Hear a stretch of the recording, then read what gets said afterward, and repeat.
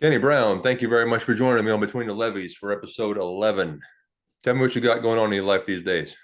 Oh man, just living life. They just Yeah, had Christmas today, so towboater Christmas. Well, actually last night. So when you're home for Christmas like that, we just got that knocked out and be headed back to the boat right before Christmas. I got you. How many kids you have? Well, we have four kids together. I have two. My wife has two. We have two grandbabies and son-in-laws and daughter-in-laws. So house full. Well, luckily it's not a house full, but we have a big family. Sure, sure. How'd Christmas go? I mean, that's a lot of people. Oh yeah, it went really well. We have adopted since the kids got older. We do gift cards. We fill the tree up with gift cards, and they get to take rounds picking them. Makes life easy and Sure. gives them something they can use. So we enjoy it. Yeah, that's a cool idea. What do you do for a living?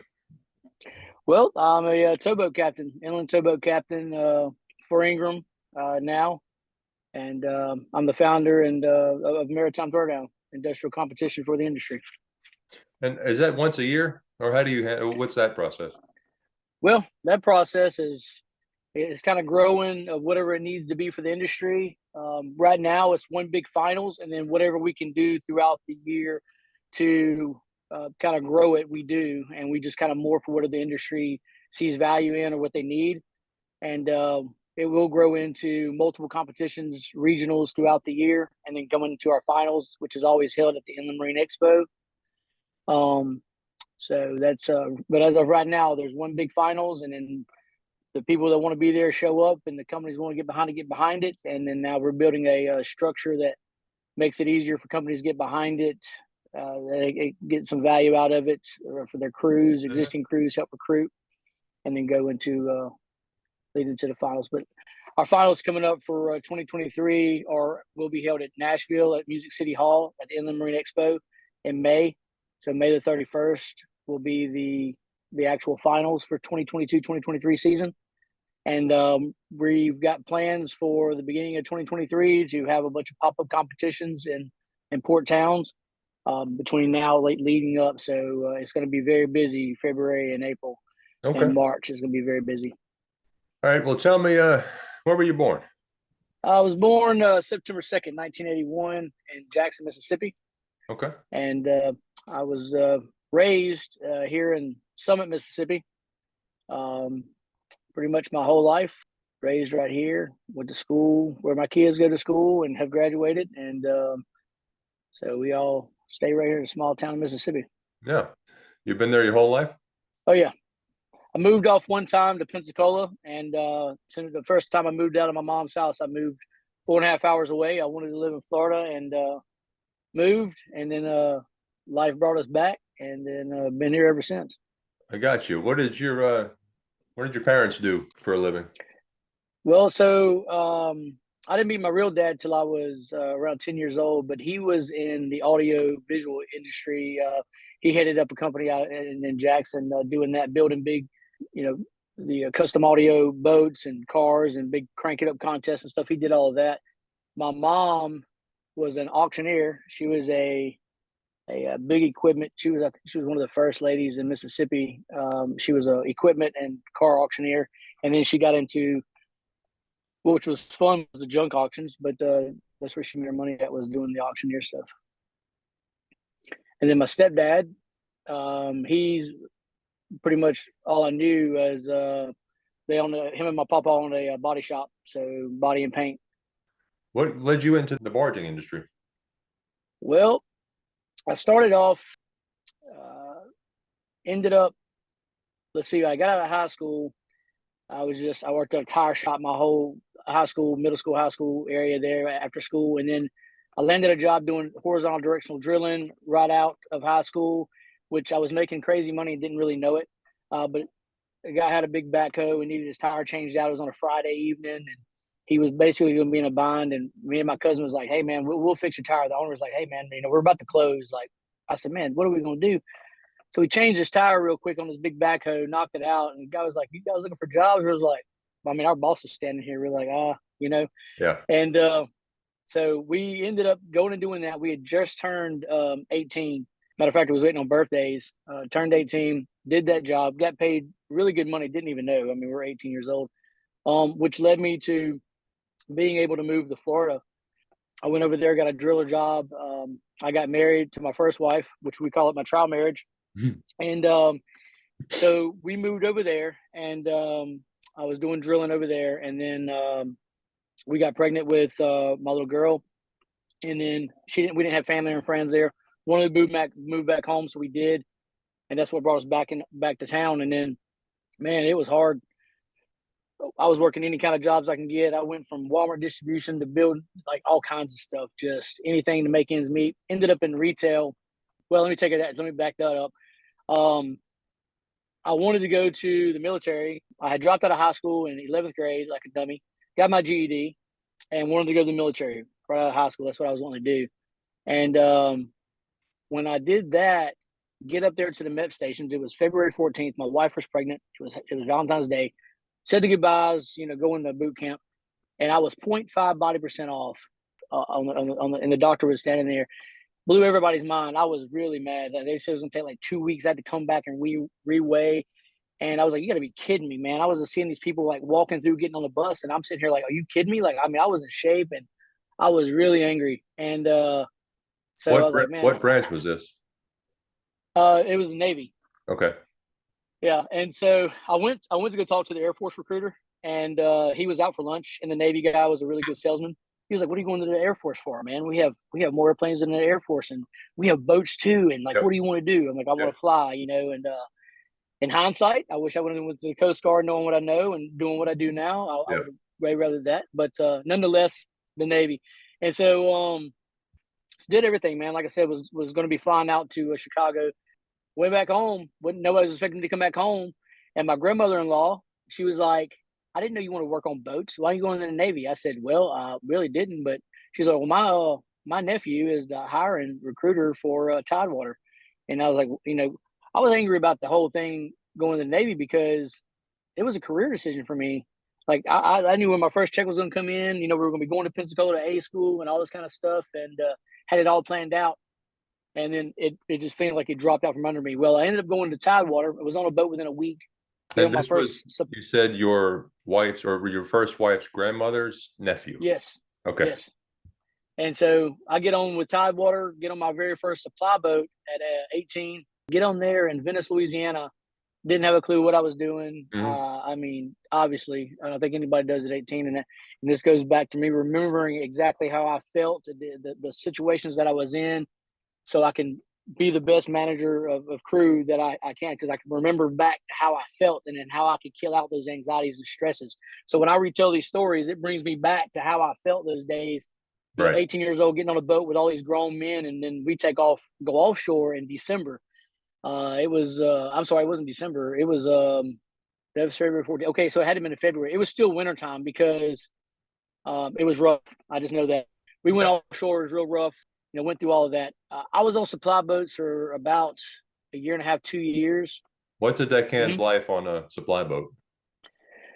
Well, it's a lot easier compared to a towboat deckhand, because you have one vessel that's 220 foot long. You just do your chipping and painting and maintain the vessel. Right. You have engineers and oilers, you have the wheelhouse crew, and then you basically do upkeep. And you can get involved on either side of those things if you want to. And I was always involved in, especially the wheelhouse side. I was always curious and wanting to know, what was going on and how to do the next thing, and easing down the engine room as much as I could. But I had a passion for the wheelhouse even then. I was on, and I like that was a core memory for me, because I remember the crew, the smells of everything, and everything. Man, it was just a tough time, but fun time in hindsight. Tell me about a trip. Tell me about a trip on deck. So got on the boat, man, pack your bags up, leave your family, which is always the hard part. Say your goodbyes, get to the boat. Well, you go to the office there in Amelia, Louisiana, then they load you in a crew van at 3 or 4 o'clock in the morning. You have your supplies and your groceries and everything, and then you drive down to where the boat's at, Venice, Fushon, or wherever, and you get on your vessel, load all the groceries, load all your stores on, and then find your bunk, make your bed, depending on what watch you're on. Maybe you just go ahead and hit your rack. What kind of hitch was that? 2814. Okay. Yeah, 2814. And then we didn't have cell phones. I mean, so they wouldn't work even if you did. but you had calling cards that you would have to get on dock and get to a payphone whenever you came in. And sometimes we'd go out for 2 weeks, sometimes 3 weeks long at the longest, usually go out there. And then when we come back in, everybody's hitting the dock to try to call home. Right. No connection whatsoever. So how that was pretty rough. That was a pretty bad part. But yeah, you just do your watches. You work 12-hour watches. You come up on watch, and offshore, you go to the wheelhouse and be on watch when you're underway. And so that's different from the inland towing industry. I'll tell you a story about that. But so yeah, come up on watch, do that, go do your cleanup. And it's pretty really, even in hindsight, you look back, the hardest thing about either on boats, period, is being away from your family. Right. When you have a good crew, everybody talks about that. It makes life easy. And if you have a really good working environment, it's really easy. But as in the work, man, you're really just taking care of the vessel. Now, when you get in the tow building, okay, so let me just say that. Yeah, so that's how I got into the maritime industry, was on supply boats. And then September 11th happened. It got real slow, got laid off. And then when that happened, I live in a small town, and I was just beating down doors trying to get hired anywhere. I worked for Discount Auto Parts. They were hiring, and I finally got into the door with them. I've never been in retail. And so I got into Discount Auto Parts, and then within a few months, I was an assistant manager in training. Then after that, they Advanced Auto Parts bought them out. And so through the process, they went from old MS-DOS computer system to a Windows-based system, which was really easy for everybody else. I didn't understand the MS-DOS stuff. So I kind of excelled on that a little bit, so much so that they ended up putting me on a corporate policy procedure training group that trained core Florida stores, which put me traveling doing I was 20 years old, and I was a corporate policy procedure trainer for Advanced Auto Parts. I had a lot of good mentors in that, and it ended up getting that done, and then coming back to my hometown as the assistant manager in my store. And then by the time I was 21, 22 years old, I was a store manager. I think I was the youngest store manager for Advance at the time. Like I said, had really good mentors. And then, so went through all that. Then I got recruited to Lowe's. The division manager that was at Advanced Auto Parts went to Lowe's. He recruits me to Lowe's. He said, "Man, there's more opportunities under one roof, and you're in a small town. This is better for you."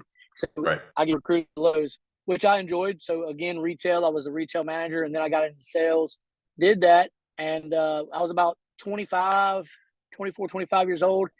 And I'm just like, what am I going to do? Like, because I could have been a store manager for Lowe's if I had jumped through the ranks and did the things I needed, but I was going to have to travel around the United States and jump through these different positions to progress at the level I wanted to progress at. Well, I got a divorce in the meantime, and my kids were in my hometown, and I wasn't leaving my hometown because I got my kids every other week, and we had a good arrangement. And so that wasn't an option for me anymore. Like I said, I'm not leaving my town. So nobody in our small town is going to move. No positions open unless somebody dies, retires, or gets fired. Right. And everybody's holding tight. So I'm like sitting here thinking about all this. I'm like, so I'm not moving around, and I'm going to have to wait forever for these opportunities to open up to the level I want to open up to. I was like, okay, economy started tanking at that time. I forget what year it was, but the economy was tanking hard. And I was like, you know what? What do I want to do? I was like, I really, really enjoyed being on the boats. Let me see about going back offshore. Well, I had my ABOSV license, and I didn't know what I had at the time. They were just sending me. Houston was built into Tidewater. They were just sending you to class and just pumping out people coming out of class. What does that stand for? What's that? ABOSV. Able-bodied seaman / offshore supply vessel. And what does that get you? Is that just like a regular credential for inland mariners? Yeah, so you start out as an OS, an ordinary seaman. Your next level up is AB, and then specifically to supply vessels, which I kind of think it pigeonholes you to supply vessels, is the AB / OSV. And then your next step is a mate, which gets you short into the wheelhouse. So I wasn't that far. How quickly had you advanced from the beginning to then? As fast as I could. So whatever the seat time requirements was, I was meeting them. I was actually had my classes done before my seat time. I was waiting on seat time letters, and as soon as they came in, they would send my application out. And it was me wanting it, but it was the company. It was just, if they knew that you could pass the test, they had you in those classes. Yeah. And I got kind of aggravated because I was like, what are y'all doing? I was like, oh, well, these older captains, they can't read, they can't write, we got to get these out of here. I said, are y'all crazy? Like, just because we could pass the test, these dudes can run a boat. We can't do this mess. Like, what are y'all doing? And I seen that as a red flag when I was 18, 19 years old. You know, I was like, man, y'all are crazy to think just because we can pass a test that we can do what these guys are doing. And Right. maybe they didn't mean it like that, but that's how I took it. And so I was like, huh. But anyways, I didn't know what when I left and got laid off and I got into retail, I didn't realize that I had a job in my hand that was worth like that licenses was around $5,000 to get it back. So whenever I decided to come back to the water, I was like, you know what? Let me see. My license was expired by 6 months, and it was going to cost me $5,000 to get them back. And so I was like, holy cow! Like, I don't have $5,000. Am I going to get a loan? Like, what am I going to do? I really want to do it. What do I do? And I've got a family at this time. I've got a family of four. Me, my girlfriend at the time, we wasn't married yet, and her two kids, my two kids, and like, what do you do? So I was talking to somebody. I went Boilermaker for a little bit. I had friends that did that, so that was easy to go do. But the lifestyle wasn't really what I wanted, and so it was good money if I needed it. And then they were like, "Man, you don't have to go offshore to blue water. You can go get on brown water, get on towboats." I'm like, "What is that?" I mean, we worked at the bottom of the Mississippi River, leaving and going outbound, and did not know what towboats were. That's just how blind this industry is to a lot of people. Yeah. Right. And so I'm like, what do you mean brown water? And so they were like, dude, all you have to have is your twit card. Well, I had my twit card from Boilermaking, and I showed up.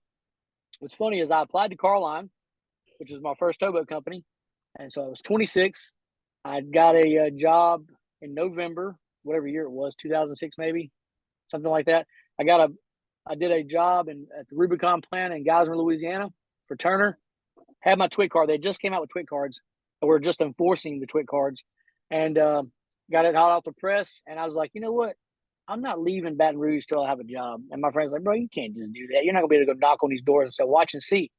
Well, I just started driving, and I ended up at a levee, and I looked, and there was a Carline's logo there, a sign on the levee. And I was like, man, I've applied to these people, and they gave me the cold shoulder. So let me pull over. And so I pulled over, and because what I did is I applied, and I seen the ad in the newspaper, because they advertise out in these rural areas, which is a good thing, and out where I live at, and I'd applied, but they called me the first time. Then they realized I had all that retail experience, and they kind of wrote me off. They were like, oh, this guy's a manager in retail. Like, he's not going to be able to handle it. And I get that. But I was like, bro, I've got to feed my family. I want to be on boats. Like, I pulled over to the side of the road, called my papa, said, hey, I have been in the body shop since I was a kid, sanding 18-wheelers, whatever. I've done it, So I said, hey, I've been at the body shop. Write these dates down. From this time to this time. It was like 4.5, 5-year span. Right. Called my friend up. I was like, you're my foreman, Boilermaking. These are my dates. Write them down. And so I made another application that was blue collar so they would accept and talk to me. And I filled it out online, and then I walked in there, and they were like, well, it's real slow right now, but, you have to have your twit card. And I'm like, well, I have my twit card. They said, yeah, well, everybody was just, I got my application. They were like, no, you have to physically have your twit card. I said, I do. Like, own you. I pulled it out of my pocket. They were like, oh God, like, really? You have it? I said, yes, sir. He said, well, look, a lot of people are leaving. It was like 2 days later, 2 days coming up, or just had passed, that they were taking people off the boats because they didn't have the twit cards the date that they put it and enforced it. And so I just happened to walk in at the right time. They said, look, we normally pay. I was like, I don't care. Just put me on a boat. And so they did. I got on my first towboat at 26 on the CSS Virginia at McKinney Fleet. I got on there, and I was just like, the first few weeks, I hated it. I said, this is the dumbest stuff. This is these little box things floating in the water. This is brown water. It's disgusting. Pushing around these box things. I just hate it because I wanted blue water, a big bow, busting waves, and I wanted to cross over to, Africa and South America, and that's what I wanted to do. And then here I am on this muddy water and pushing these barges. I'm like, this is just dumb. and I was out of shape. I was like 230 pounds, 5'6", like out of shape. I couldn't throw 3 wires. So that was aching on me too, waking up hurting and having to be weak, So was with a crew that was real chill and had been together for a long time. And old Captain Tyler, man, he sit on the edge of his chair and never got up, smoking cigarettes, had an oxygen tube in his nose, just could run that boat like nobody's business. And I was just in awe when I came up there and watched him start headlining barges, just sitting on the side of his chair, just relaxed. And then what got me when I was hooked, there's other, right before I could say got hooked, is we'd be in the canal running, 6-pack, 1,000-foot tows, and these captains would wake up at watch change and we'd be like, "Oh yeah, we're at the so and so," and I'm like, "It is 5:30 in the morning, dark. How does he wake up knowing where he's at? There ain't nothing but trees around." And like that always just blew my mind. Right. I was like, "Holy cow! How am I going to have this much knowledge to be able to do this? Like this is going to take forever." Like what? I was just in awe. So when I got hooked though, Baton Rouge, McKinney Fleet, we had around 800, 900 foot of tow. He came out of the lower end and he started topping out. And there was a ship that was about 700 foot long, had 2 assist tugs on the side of him. I think he was going on to the buoys there right below the bridge. And then we're sitting here topping out, and I looked at that ship and the tugs. They were like 5,000-7,000 horsepower apiece. The ship was like however many thousands of horsepower. Here we are, 2,000 horsepower, topping out with all this tonnage, and he's just as relaxed can be by himself. And then he tops out and goes down. And when he makes, the first 1 or 2 bends, I'm just like, Cap, let me ask you something. I said, what I just saw and witnessed, I said, this guy had thousands of horsepower, and here we are with 2,000 horsepower doing this. I was like, if you can do this and run these boats, I've seen you headline and do all these things. If you can do this, or who's the best boat handlers? He said, son, we're near collision at all times by Coast Guard standard. He said, we're the best boat handlers in this damn world. I was like, I feel that way. He said, now if you got to cross the waters, that's something totally different. He said, but as in navigating and handling boats, we're the best towboaters are the best boat handlers there is. And I'm sitting here watching it. Do you remember what the tow was y'all were shoving on that trip? I just know that it was a downbound tow. I know it was long and wide. I mean, it's probably like 10 to 12 barges, mixed between loads and empties. Yeah.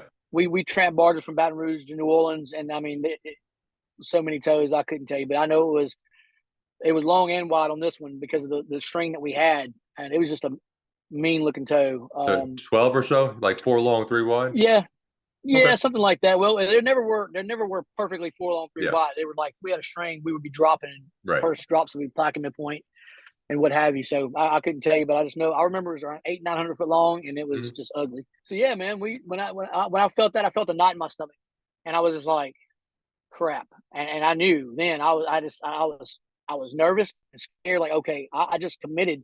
I remember my body just telling me I committed to doing this. I was like, okay, it's done. And so at that point, I started asking questions. Like, how do you get to your level? What do you do? What do you do? Like, I know I'm a deckhand, but what's the next level? And I remember the first steersman I pissed off. I asked him, I was like, I get on the boat the first day. I was like, well, I'm back up just a few weeks, but first day I get on the boat, I said, man, what do you do? He said, I'm a steersman. I said, okay, I'm gonna watch with you, right? He says, yeah. And he told me all kinds of stuff, like, you mind your effing business and don't you worry about what I'm doing. You need to worry about yourself. And I'm like, whoa, I didn't mean to upset you, but I'm just curious. I mean, like, this is my second day on the boat. Like, I mean, if you're a steersman, what does a steersman do? I didn't understand, and I do now in my career that. Right. I said, okay, I just want to know what the levels are. How do you get there? What do you do? And I started asking questions. So when I figured out the timeline of everything, and I was like, okay, by the time I'm 30, I'll be cut loose. They said, ain't no way. And I was gung ho as I am now. And this was 26, 27 years old? Oh, yeah, I was 26. And when I first got on the boats. You said 30 years old, cut loose? Yeah. I was like, I had a goal as a 30 to be cut loose. Now, I had a little bit of sea time that they were able to use like a quarter of it to kind of boost me a little bit, but it wasn't enough to matter. But I just knew that when you got your mate license, you could be cut loose. You could run backwatch as long as you had a master on board. And when I understood that, everybody's like, oh, no, they're not going to do that. You have to have your masters to get cut loose. I was like, nah, Coast Guard says this. They're like, it doesn't matter. People aren't going to hire you. I'm like, it is what it is. I'll deal with that then. So I started putting the work in, as a deckhand. I worked with a bunch of crews. I worked with a lot of good ones. I worked with some bad ones. I worked with, just all the way in between. I wasn't the best deckhand at first. I wasn't, because I fell into the groove of everybody else, whoever I was around, because I didn't know any better. And then once I realized what was going on around me, and I realized that within about 8 months, I knew about 3 or 4 different other people at other companies. I was like, wait a minute, I thought this industry was big, but how do I know now 4 different people at 4 different companies? Like, this industry is actually small. And so if you got a bad work ethic, it's going to reflect that on the people that you know in the industry, and you're going to get a name for yourself really quick. And so when I started realizing that is when I started changing my mentality and my attitude and kind of figuring those things out. And I was like, okay. And I mean, I had my butt handed to me, man. I had some captains that made me who I am today. Captain Gary Gillette and Mikey Billiot, them two right there, I'll call them out because they straightened me up, man. Yeah. I'm not gonna say I was terrible, but he just nitpicked so hard, and in hindsight, I was aggravated at days and time, but I was so appreciative now because he knew what he was doing, and he seen potential and he ran the dog crap out of me. But they also gave me the opportunity to get behind the sticks anytime I wanted. That afforded that is because I was working as hard as I was. But I mean, I had deck crew that when I get on the boat, they were like, "Oh man, please just slow down, man. Just chill, because man, you're making us look bad." I'm like, "No, sir, I'm not making you look bad. You do you. I'm gonna do me. But Yeah. um, if I'm the last, I will be the last person standing. I've got to make sure I'm an asset and not a liability. And I have a family to feed, and nobody on here is going to take care of my family but me. And it says not personal at all. And I mean, I meant that, but I was like, I will be the last one standing if there's a layoff. And see, I got hired in when it was slow as all get out, and they were talking about layoffs. I've never known Carline to lay off. They didn't end, but it was always a fear. And so I was a force to be reckoned with at a certain point. And then, I was always competitive. The crew that I worked with, but I finally ended up on the boat with, was the one that a lot of people talked about. They said, "Oh, that's the click boat." I was kind of nervous to get on there, man. And but I get over there and I actually fit right in. All it was they were driven and passionate and had some really good wheelmen that drove them to build pride and ownership in their vessel. And so when you look back and looking in, it kind of looks like they're arrogant, smart asses, and think they know it all. In actuality, they're just really driven and passionate and have a lot of ownership. Right. And so, and we deal with that all the time, and we just accept it and are okay with it. So we have to make sure that we're really compassionate for other people. I'm talking about my crew now because we deal with the same things that I remember seeing from outside and then dealt with on the inside. So I have to I'm very driven and passionate. And I want everybody around me to be the same way, but it also puts off a certain aura of people thinking we're a certain type of way. And until you work with us, you don't know, and you Right. hear all the stories, and that's fine. I sleep just comfortable at night. People that know me, and the ones that don't, it is what it is. And so, Carline, great experience. I stayed there all the way up. A lot of good mentors, a lot of good people. Great company for me then. I talk highly of them all the time, to the point some people are like, "Why don't you just go back?"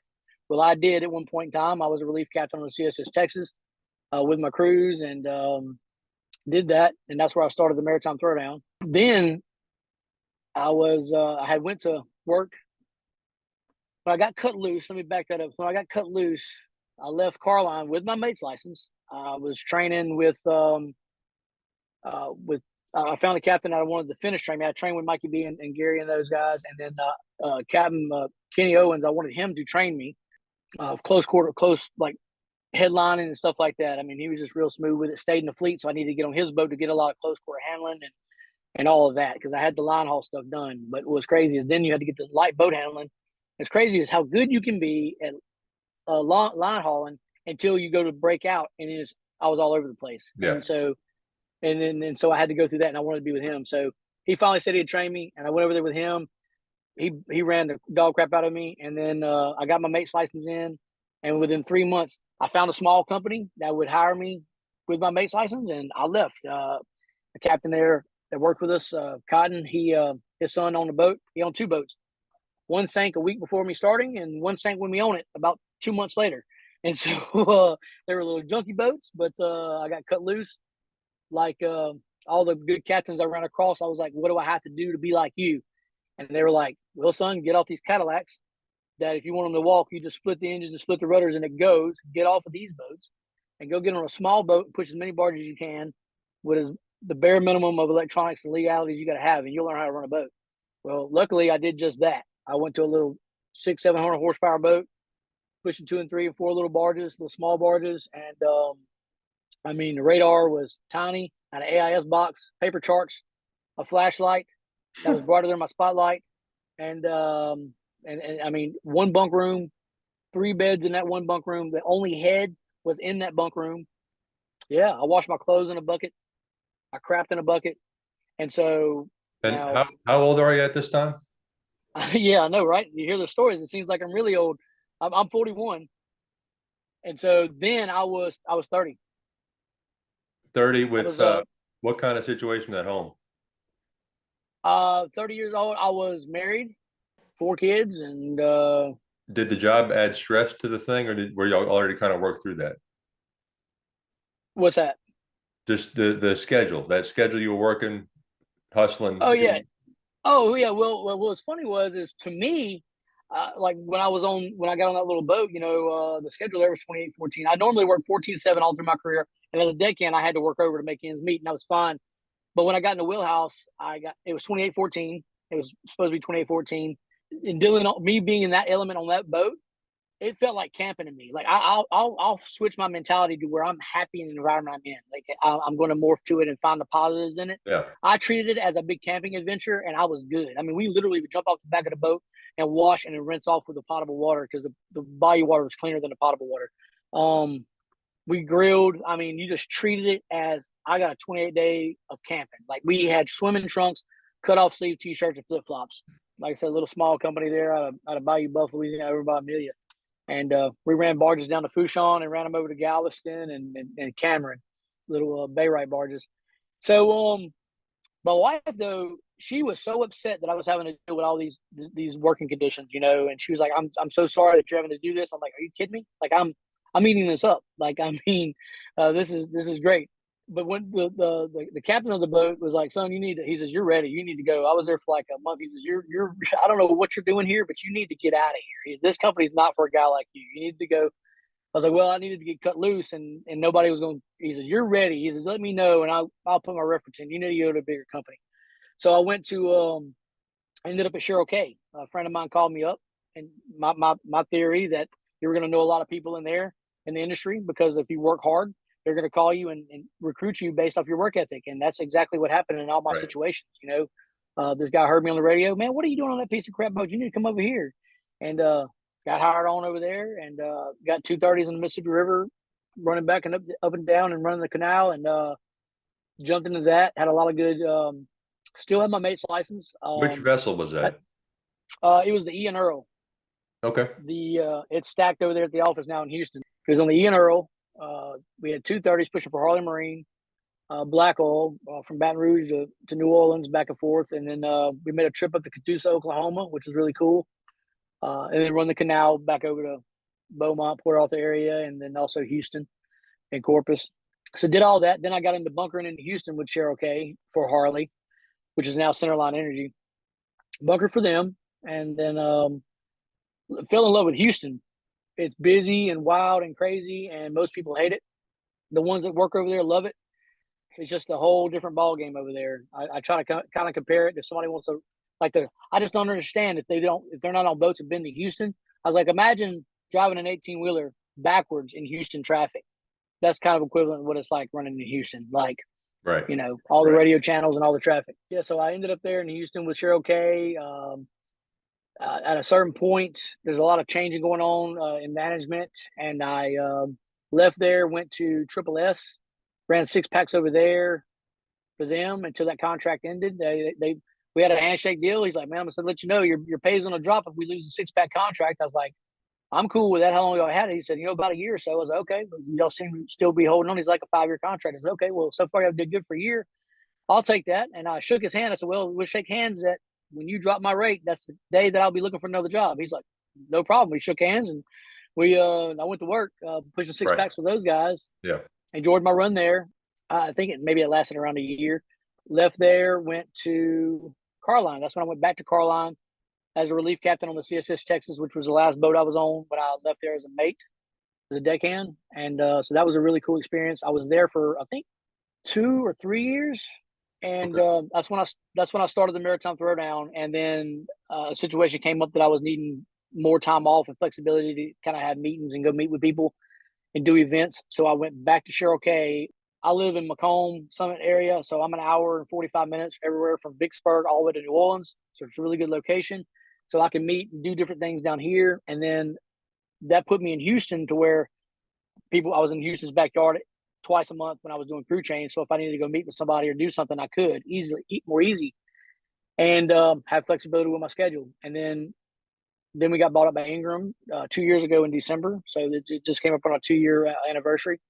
So it changed up that a little bit, which, that whole thing with Ingram coming in, getting us I went from a small company, always working for small companies, and I worked for Kirby for 1 week, and it just one hitch, and it just wasn't for me, So I went right back to the Cheryl K. Like it's not even enough to really mention, but I just knew big company culture wasn't for me at the time. And then when I heard Ingram was picking us up, I was like, you know what? If I was gonna give any big company a try, I'm gonna give Ingram a shot. I've heard nothing but good things, and I'm gonna see what I can do. And it was rough. The transition has been challenging, but the core values and everything, which was really refreshing because my crew that was sitting at the table for our first initial meeting, with and all the HR team and all these people, the initial meeting was they had the Ingram core values and all this kind of stuff laid out, and the Ingram way. And they said, bro, this is the stuff you talk about all the time. I was like, isn't it cool? I said, I've never seen this. I said, so this is going to be really easy for us, I said, because we already talk about these things. So we're good, Wasn't as easy as I thought because we didn't have the challenge of having so many different deck crew coming and going and moving because you have so many more opportunities in this huge organization that like, it's wild. But I was like, we got to stick it through. Let's just stick it through. And it's been a learning curve, but all in all, it's been a positive thing. And I'm glad I did. But going from small culture to large, I think they do their best they can to try to keep it small, but there's only so many things you can't do. And I respect that. I think it's been good, and so a lot of cool opportunities that you can't do for a small company that you're able to do with a company the size of Ingram. Well, what So boat are I'm you proud to running? work here. What boat are you running? I'm the captain of the Mr. Earl in Houston for Is that one? HFS. Is that one of the jackup boats or the harbor? It's one of the harbor boats. It's not a jack up. We do shifts around Houston. We run west to Colorado River and Point Comfort, stuff like that. What's your favorite? Do you like going out far? Yeah. I love Houston. I would love it if I could leave and go east and west every so often. Yeah, I like running all over. Houston keeps you busy and on your toes. I guess that's why I like it so much because you cannot relax, and I like that. When you get in the canal, if I do certain runs for a long time, it gets real boring. But over in Houston, you crossing that bay, you have to watch for the weather and all these other things, these elements and all the traffic. And so it just keeps my mind firing at 100 miles an hour, which I enjoy. So that's why I love Houston so much. But every so often, it's great to go east and west, and I don't mind doing it. And the opportunity now is I've got time that I can go trip over if I want and go hop on a 6-pack and go get to ride to Baton Rouge and New Orleans, So I'm excited about that as well. Well, tell me about Maritime Throwdown. When it began, what it has become since. Yeah. So what happened? I was at Carline on the CSS Texas, and I was wanting to do something on the side at home. And I was like, you know what? I want to get a stump grinder or carpet cleaner or something, And I was digging into the side hustles that I could do. And everything I found, you look at my hometown to kind of look at the saturation of the market, and I was like, man, I just felt bad about it. I had a gut feeling as like I just don't feel like that. I've got a good career, and if I do something on the side, I don't want to be taking food for somebody else. Is how I felt at the time. And I was like, this small town, like this is their bread and butter for their family. And if I go in there cutting into that, I didn't feel good about it. I don't know, you know. And so I was like, I don't want to do that. So I was like, what is it something that I want to do that, and I always had an idea as a deckhand that I wanted to see an American Ninja Warrior for towboaters. And so I was like, what would that look like? And I started just brainstorming hard on that. Uh-huh. And so thinking of that concept, I went from saying, okay, man, it's so funny talking about this because I was at Baton Rouge, and I drew out all these plans, and I was like, okay, so I wanted to be, because we built tow, so I was like, I wanted to be tow building.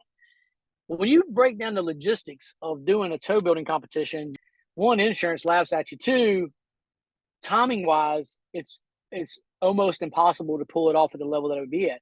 But my initial concept was I would have, okay, I'll get sponsors to bring in spud barges at Baton Rouge Riverfront where the stairs are, right? We'll put spud barges down. We'll put 2 loads, 2 empties, make a high-low coupling. We'll dog them down, breast them up tight, but you have no fore and afts. And we'll build a high-low fore and aft coupling with winches, stationary, and portable rigging. On your mark, get set, go. And I'm talking you would add in the works, high lows, everything. You have timbers on the lower side. When you start breaking it down, you start talking to towboaters. You say, how long would it take you and your best guy, whoever you want to pick as a team, to build a high-low coupling, between a 4-pack. Oh man, it take 45 minutes. It take 20 minutes. You start hearing all these numbers.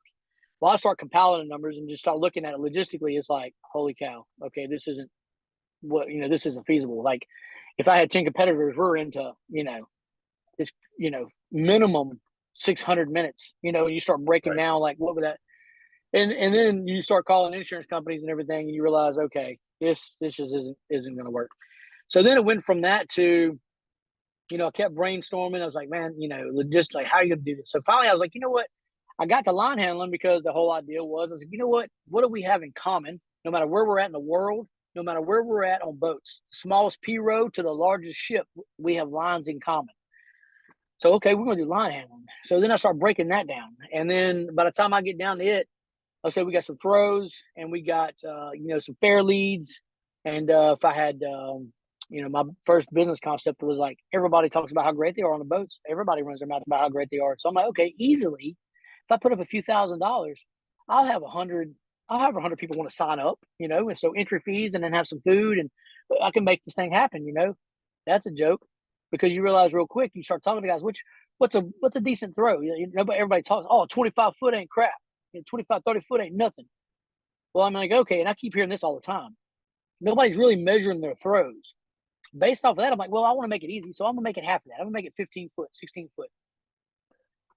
So I made the course. There's going to be mirroring courses, 40-foot stages, 3 obstacles, 16 foot away to throw at, like 2 vertical cavils and an extended pile, 4 sets of platforms that have fair leads between cavils and timberheads, a lead, and a number of parts. And fastest time wins, a few $1,000s, and then we'll have a single part longest line thrown and caught. And then we'll have a life ring toss. Well, at first I was going to do a grapple hook toss, but insurance kicked that out real quick. Like, they said, grapple hook, that seems kind of dangerous. They pull it up. They say, yeah, you don't want to know that. So I went to a life ring toss, and that was my first competition. And it was in an arena in Lamar Dixon in Gonzales, Louisiana. It was powdered dirt. Okay, I did auger down holes, stood 16-foot tall light poles up with cavils on the side and an extended pile. And it was miserable. It was nothing that I imagined. I imagined being in a venue like the Workboat Show or IMX. Yeah. I envisioned that. I imagined giving away a brand new truck.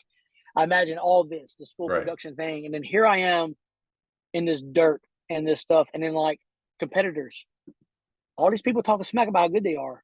I ended up having to basically pay people to be there. Like, listen, just show up. I called my friends that was in Houston and I worked with. I was like, guys, please do me a favor. Just show up. I need you to be here just so I can make this a proof of concept. But at this point, we're just talking. People don't believe it's real. We got the money.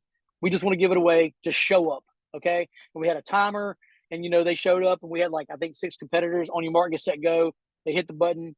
They tied a fair lead, ran around the pole, did another fair lead. They did this 4 times, come up on stage and they threw.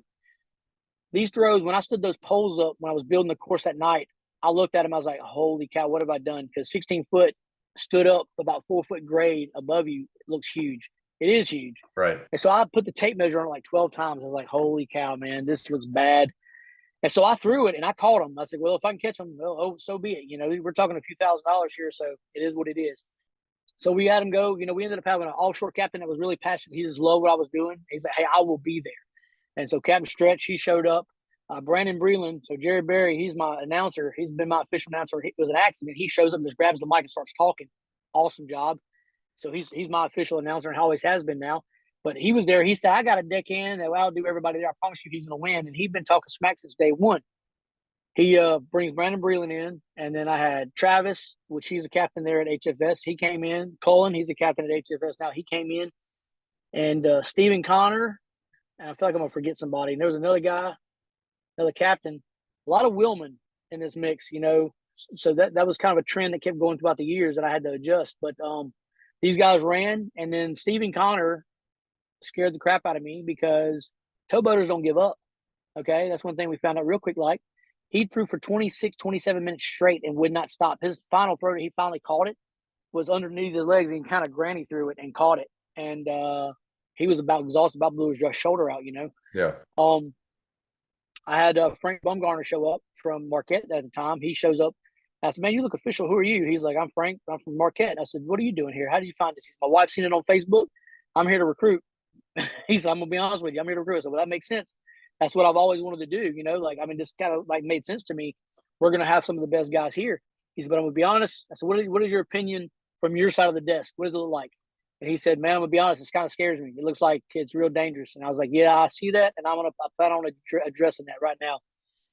So as we go back, you know, my core sponsors, man, was just people that was just helping me out basically get going, which was, you know, Mark Larmew with Hooked Up Hard Down. And, you know, he's a friend of mine, and we came up at Carline together. So he was like, you know, he sponsored a little bit. And then I think I made him the headline sponsor. I said, man, it's just going to sound good. You know, Maritime Throwdown, you know, buy Hooked Up Hard Down, you know. And I said, I think it's going to sound great.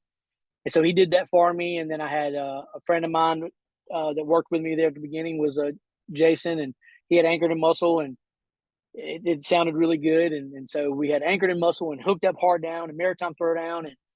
And Delgado actually got to show up. They showed up at my very first event, and that was really cool. Gris Marine, which is the school that I went to, which was Lafouche School, was the school I went to as a wheelman, as a steersman. And then a friend of mine, Brian, he's an 18-wheeler driver that makes models in the back of his truck. And it was just us, you know. It wasn't like I expected, but you know, we got some good footage at the time of it, and was able to make proof of concept that, you know, hey, we're going to make this competition. Right. My problem was, is I had these poles I had to stand up, and I could only dig holes and stand them up. I was like, this can't work. So me and a friend of mine brainstormed, and we made it to where there was 10-foot tall light poles. We bolted together so I could build this thing. It was taking 4 hours, 5 hours to build it, about 30 minutes to break it down. I mean, standing 10-foot light poles with 2 or 3 people is hard with no equipment. And so I built it, and I got invited to Workboat. So we did Workboat. We got invited to IMX. We did IMX. And it's kind of rotated to where Workboat was great. That was always my dream. And then once I got there, I realized that it's more shipbuilding and maintenance stuff. And they were trying to draw the towboat crowd there. The inland towboat crowd, they're trying to draw it more there. That's what they're utilizing us for, which made sense. Then the Inland Marine Expo, which was Watersway Journal, they had sponsored me my first year, and I didn't understand that they had the IMX.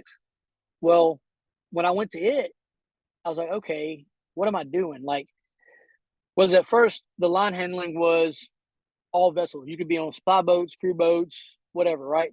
Well, come to find out, nobody handles line like inland towboaters. Nobody. People get their feelings hurt all the time. Nobody can handle lines like inland towboaters. I don't care.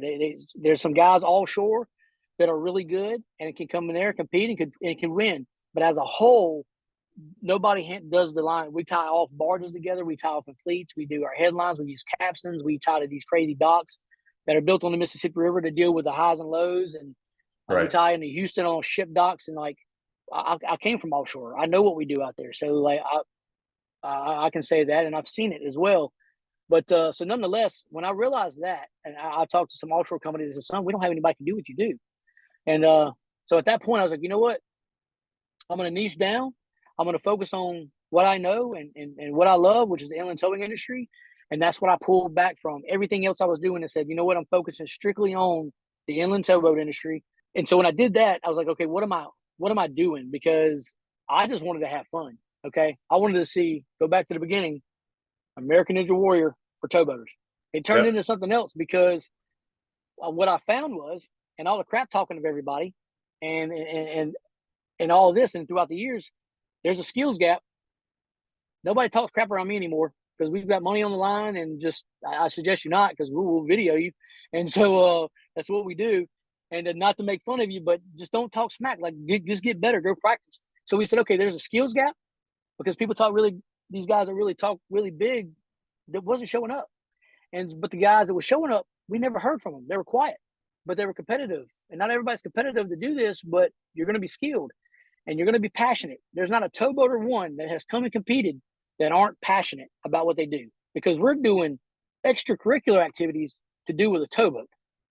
If you don't love this, you're not doing that, you know? So it says a lot about the competitors, whether they win or lose, it doesn't matter. They're passionate about the industry and about their skills. And so that's what started coming out of it. So, okay, we have a skills gap and we have a pride issue. And now we have a shortage of people in this industry that are prideful, and we need that type of person in this industry. and to grow that pride and ownership in the industry. So that's what we've been focusing on since a few years back, about 4 years back. So that's turned into what we do now is companies will call us in and we'll do a training day, and we'll go in and we can help recruit, train, and retain all in one day. So we bring our rig, which we had our rig built. I designed it out, and I'm not going to say who did it, but there was one of your guests, your past guest, that actually built it for me. And so I'm grateful for him, but he still hasn't given me permission to tell anybody. So I'm not going to. I won't But tell he him you knows who said he is. so. Yeah, he knows, and I tell him any chance I get how grateful I am for him. So I designed the rig. He built it for me. So I was able to show up at the workboat show and unfold this rig, and it's progressed in what I wanted it, my dream that I've got here. And I can show up within 20, 30 minutes. I'm set up, ready to have a competition, train, and to do all these things. And so, some companies, they call us in for their family days. They'll bring us in to have fun, and you're still getting some residual training. We can come into a rural area, to a festival, a crawfish bowl, or what have you, that already has a built-in crowd. And then we set up. You bring some of your crew in that you want to train, or they want to put a score on the leaderboard. We'll train them up that day, and people get to ask questions. What are y'all doing? And we get to tell them about the industry and recruit, and you can bring your recruits in to see what we do. And when they see what we do, you kind of eliminate half the people there, because they're like, oh, that looks hard. That looks tough. Like, yeah, this is just a small part of what we do. If they don't like it, you see some that gravitate to us. They're like, man, show me how to do that. That's your people. That's who you want. And so we've seen that, and that's what we're doing. Yeah, multiple locations, or how do you do that?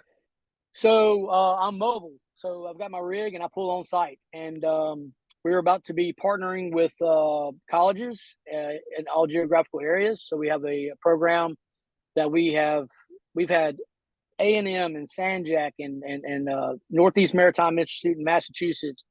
All these schools reaching out, like, how can we help? What can we be a part of? And just figuring that out's been challenging, but we've just figured out how we're going to do it. And so we've got a program that we'll be putting training units there that people can go in and put a score on a leaderboard and then do all these different things. So we'll have physical locations that people can go put a score on the leaderboard to end up at the finals. So the whole program will be, now that it's refined, is that we'll have our finals at IMX, and we've solidified that. They said, if the IMX is happening, we're there for our finals. Leading up to the finals, throughout the industry, throughout the United States, people are able to go to these locations and put a score on the leaderboard. So we're going to have 3 different leaderboards, one for students, one for active deckhands, and one for wheelhouse. Because the wheelhouse got upset when we started increasing the prizes of like $10,000 and $10,000 four-wheelers to, I was like, hey, we're trying to increase the skill and safety and ownership of the deck crew. We already have that built in the wheelhouse. We make good money. Like, I'm not giving you $10,000. Okay, and besides that, Willman, we're winning every year. Whether deck crews want to hear that or not, Willman, we're winning. So let's focus and let's give that all back to the deck crews that work hard and try to help the next deck crew get up and get that skill level up. Give them an external reason to do better. And then the students come out of all these other schools and stuff and these programs.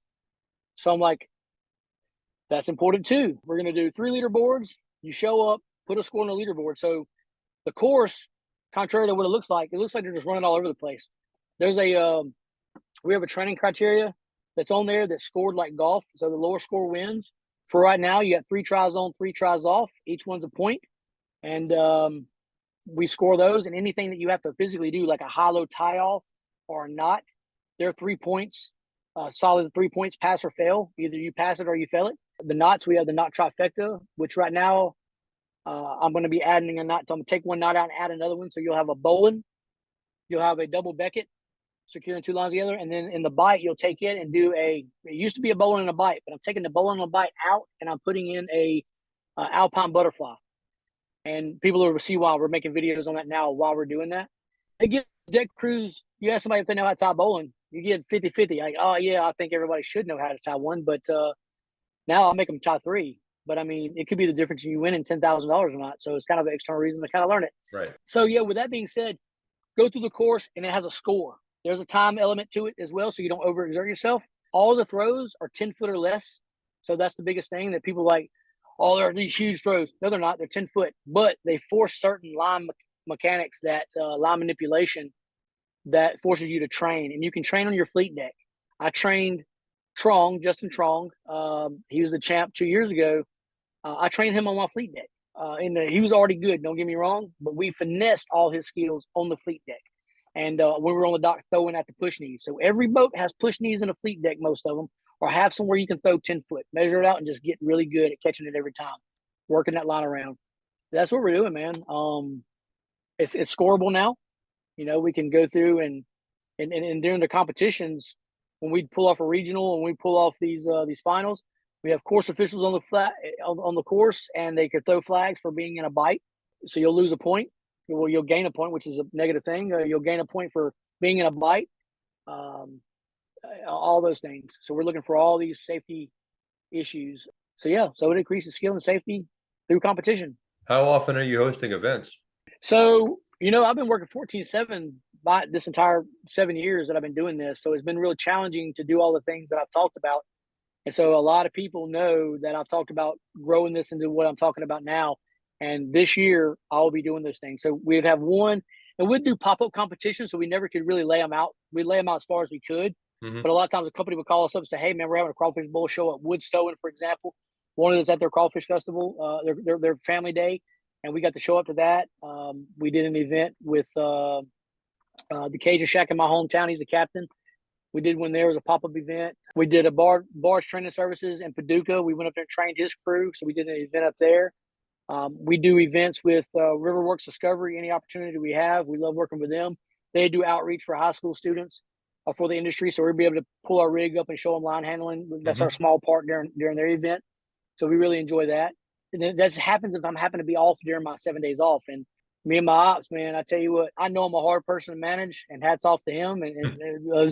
So those two guys, I'm definitely a handful to manage because I'm driven in both different directions. I'm very passionate about my career and my position at Ingram, and very passionate about Maritime Throwdown. And they've been very good at trying to meet in the middle. And so I'm so thankful for that because now I can have multiple events. For 2023, I do know that I will have at least a minimum of 3 regionals, and one's going to be in Houston. I don't know the date. Probably in March, if I had to guess. And I will have one New Orleans, Baton Rouge. I may have 1 or 2 there. I may have one in my hometown, which is a draw that people can come to. I know for a fact those 3, and very, very possible one in Paducah. And this is all before May. We plan on having 3 to 4 regionals, and we plan on going into those port towns, reaching out to companies, and hopefully we have 5 companies that'll pick up a day leading up to that event. And then we'll do a training day for that company and then lead up to that regional. And those company winners will end up at that regional. And then anybody in that geographical area that wants to show up, that wants to put a score on the board, show up and throw down. And this is all sponsor funded? Yes, it's sponsor funded. And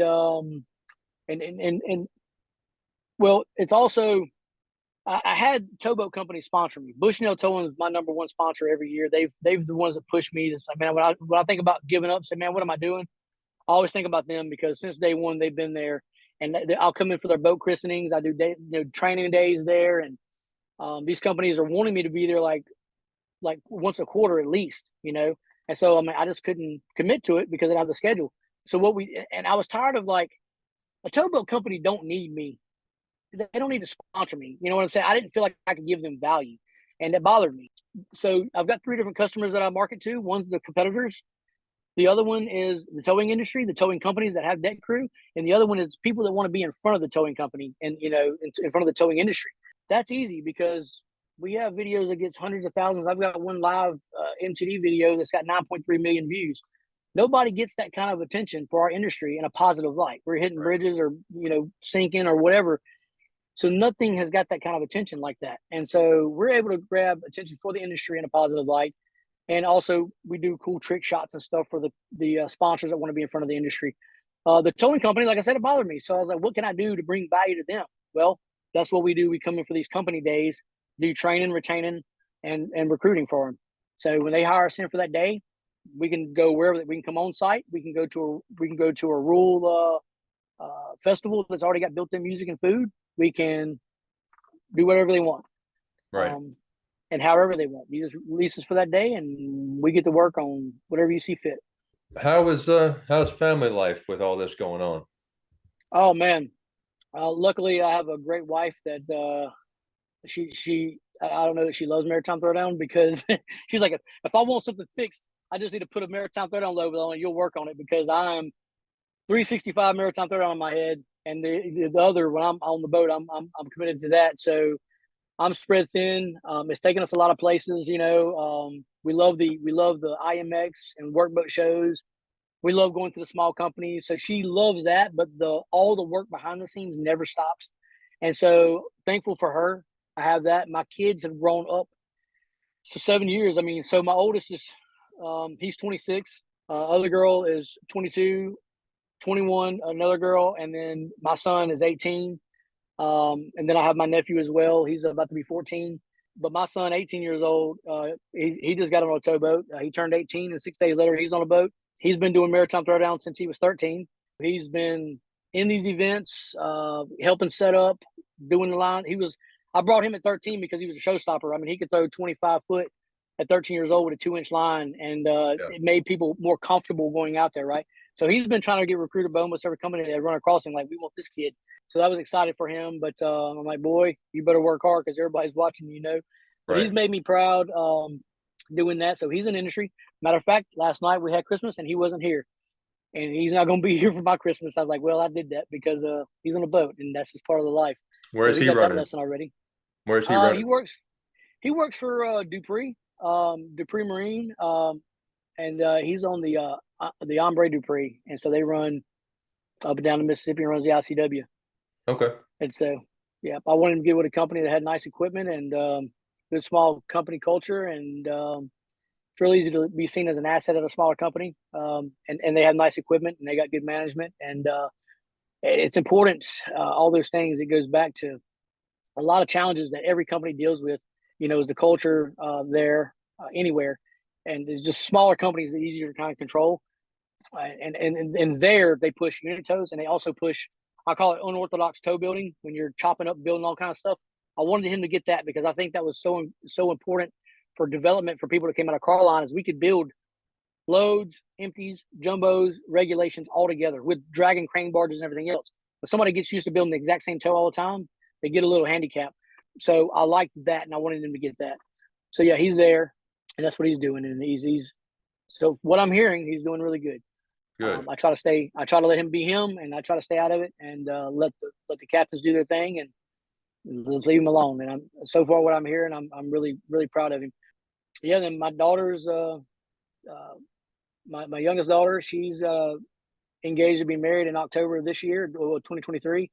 And then my other daughter, she's married, and we have a son-in-law. And then my oldest is here together, and great daughter-in-law, and 2 grandbabies, and we just love it.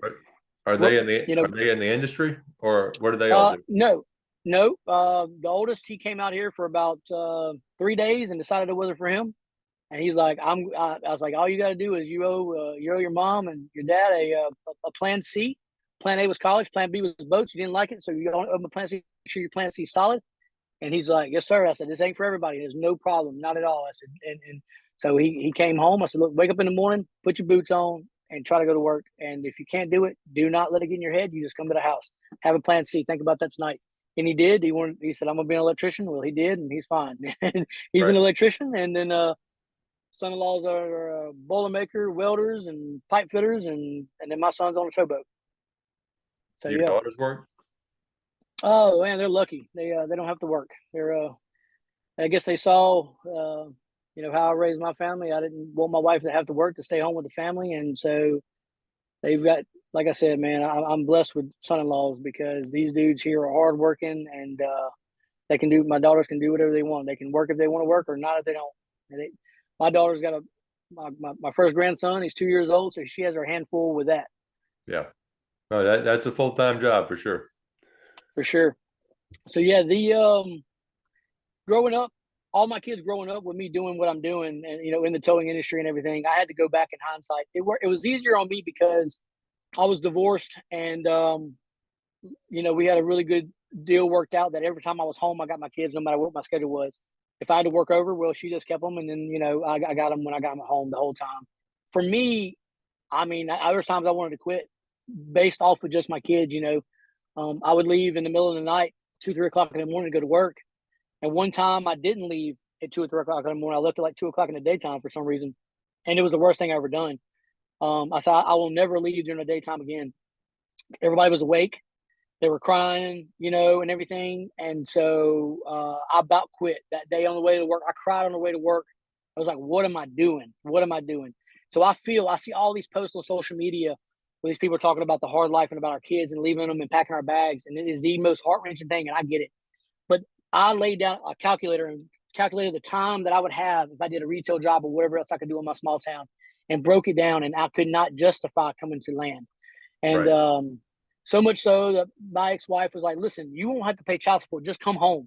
I was like, that's not a problem. No, I'm not doing it. She said, just come home. Get up.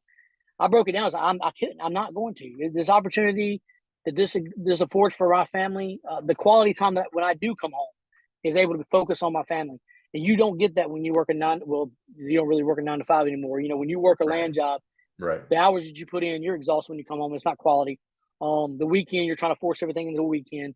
And so I broke it down and I justified myself being on the boats. And so much so that I believed in it enough to bring my son out here. And I get everybody's argument. It's not for everybody else. It's not for everybody. But my family, I went back and had conversations with my daughters and sons. It's like, listen, are y'all good? Like, I mean, I know I was gone a lot, but are y'all good? They're like, Dad, we're 100% fine. Nowadays you have FaceTime and you're able to connect constantly, with your family. We have family chats on our text messages where we talk all the time, so that's really important. And, to stay connected to your family. And, we were able to go on vacations all the time and do all these things because of this industry. And, this industry changed my first generation, highly passionate because, like I said, I'm a high school dropout, got my GED, and I do very well for myself and my family. And that's a driving motivator behind Maritime Throwdown is that I want to show as many people the industry in some unique way to let them know that, this exists. Because like I said, I live an hour and 30 minutes from the Mississippi River, sometimes 45 minutes as a crow flies, didn't know it existed. Been across the river bridges, worked on the Mississippi River on supply boats and didn't know it existed. Like, it doesn't make any sense. And so there's still so many people that don't know. And so with the competition, we want to hit the streets and be able to tell we have something unique and tell people that this still exists. And all these other organizations that we work with, they all have their niche piece into that. And it's just really cool to be able to work with them and understand that it's an industry collective that's got to make this happen. And I'm really excited to share that is because, it's not one individual company. I don't want to get behind just one company. I don't want to, do that. I'm an advocate for the individual mariner and increasing their skill and safety, no matter who they work for. Because I think it's all these companies have really good training programs and safety programs. The smaller companies don't have the means to have those big facilities sometimes, but that doesn't mean they can't have the same opportunities for their deck crew. And so with what we're doing, we're able to come on site and give them a piece of that, and get them connected. And let's be honest, we're recycling experienced deck crew all the time. That's just the industry we're hiring experienced, you're recycling experienced deck crew. Let's just make sure everybody is at the level they need to be at and go Yeah. from there, because we don't talk just line handling. We talk about all the safety aspects of proper PPE, carrying stuff on the, outbound shoulder, all these things. So that's what we do, man. And we enjoy it. Sounds like you got plenty enough going on, sir. Oh yeah, absolutely. Like, I thank you for your time today. Hey, thank you.